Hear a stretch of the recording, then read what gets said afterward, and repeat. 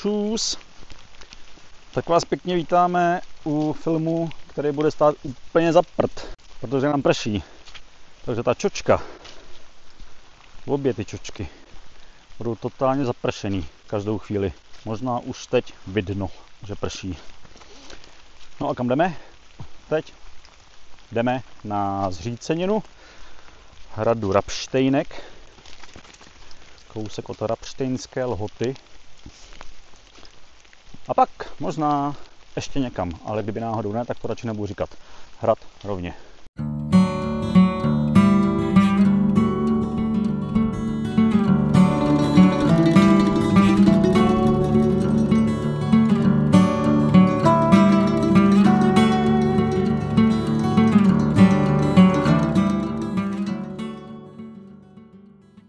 Možná jsem to ani nemusel vypínat, protože sotva jsem to dořekl, tak jsme přišli. Je to fakt kousek od parkoviště. Než se teda podíváme na samotnou Zříceninu, což je tamhle vpravo ode mě, tak se mrkneme tady na ten přístřešek. A to se bude líbit pravověrným trampíkům, protože to, co je nahoře, to je patro, kde se dá nouzově přespat. Tak se tam podíváme.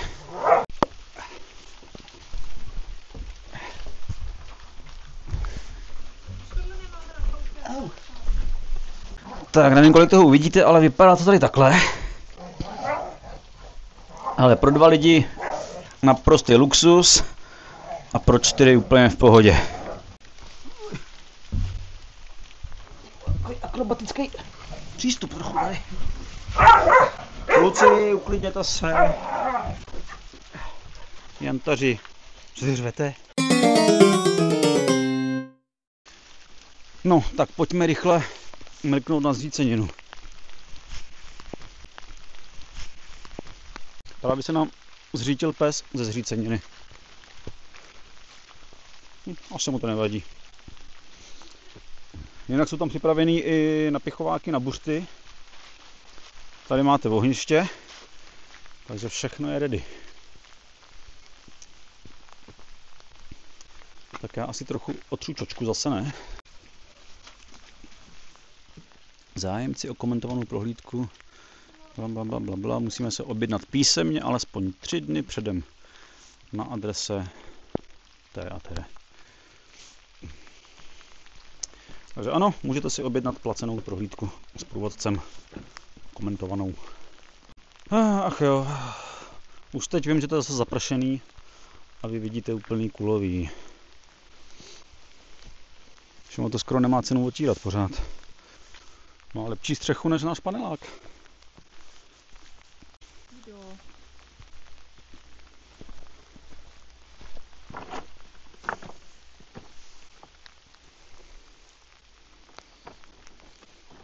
Hádě tu už jak prase. Nová pláštěnka.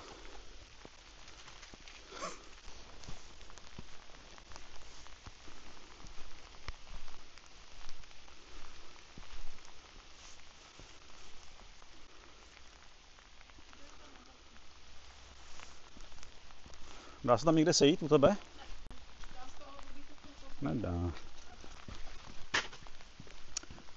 Ani to moc neklouže. Moc ne? Trochu jo.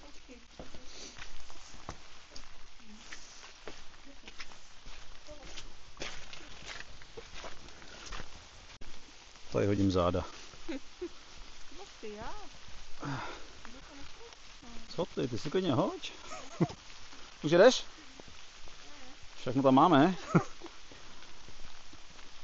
Všechno to bude na těch internetech.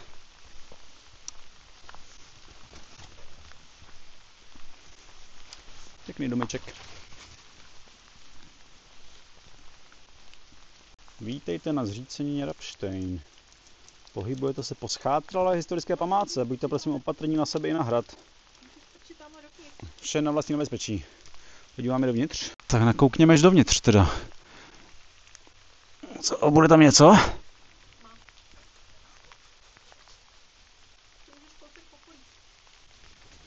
Tak ještě tady to omrknem.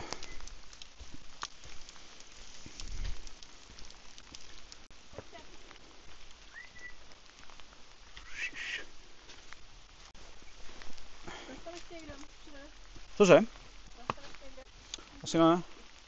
Jsme to obešli celý.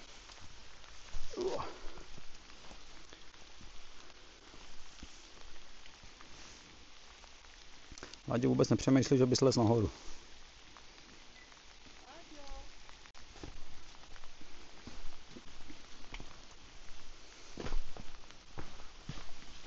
Ten pes není pes, ten pes je koza.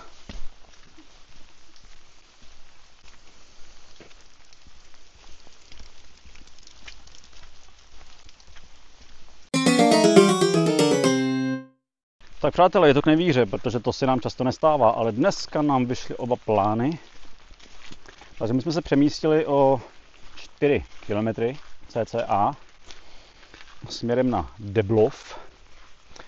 A tady se nachází, ano, i tady to píšou na silnici, Mořské dno. Je to místo, je to mořský dno, prostě kdysi dávno tady bylo moře a my za chvilku dojdeme k pozůstatkům mořského dna. Tady je takovýhle vstup. Vítejte na skamenělém mořském dně. Vydejte se po stopách života. Prvohory cca 480 milionů let. Typ horniny křemenec. Původní materiál dna písek a jíl. Typ skamenělin. Stopy počinnosti organismů. Ichnofosílie.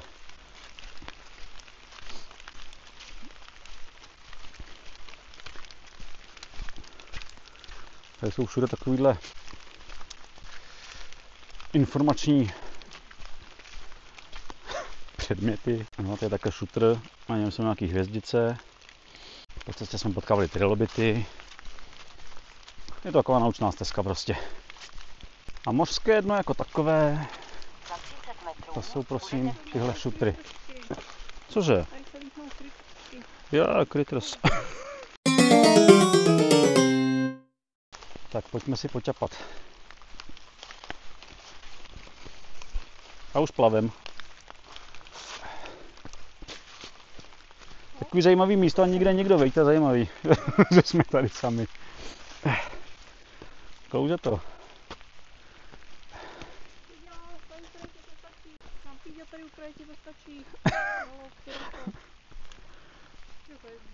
Neplav moc hluboko.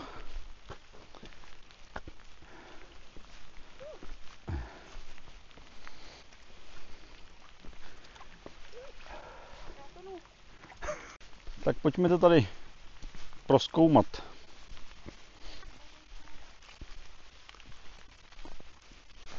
Tady píšou, že odtud se pro nás, ne, odtud se před námi, jako před vámi, ale před námi, logicky, odkrývá dno.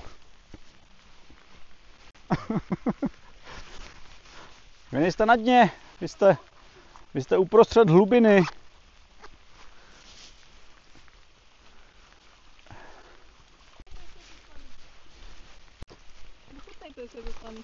Jestli je to slaný. To nám kluci řeknou. Kluci, je to slaný? Jak je to hluboký? Stačím tam.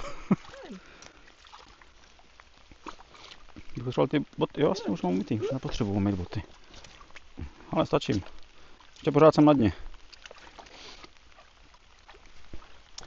Jak tam ještě nějaká cestička, to vypadá.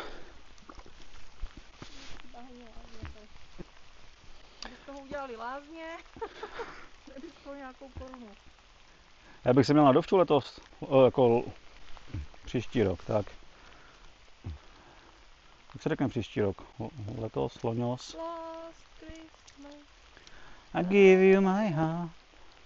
Počkej mi pomož, prosím tě. Neumíš plavat nebo co? Umím, ale ty z bazénu neumím.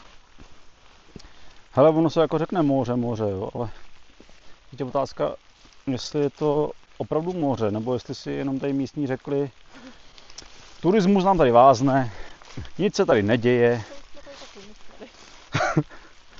máme tady nějaký šutry za barákem, pojďme tomu říct mořské dno.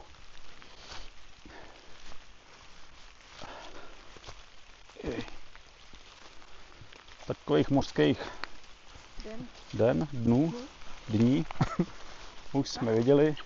Kluci, tam to vypadá, že tam to končí nějakým srázem. Neponořte se.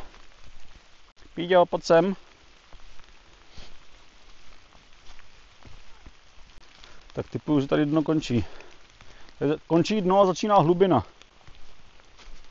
Je to tak?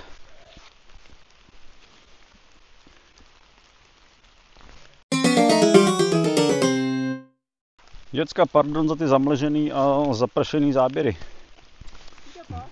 Budíš to poučením vám všem ostatním, kteří taky tvoříte takovouhle hodnotnou tvorbu jako my. A máte-li 360 kameru, tak ji nepoužívejte v dešti. No, a to bude asi tak nějak všechno z dnešního výletu.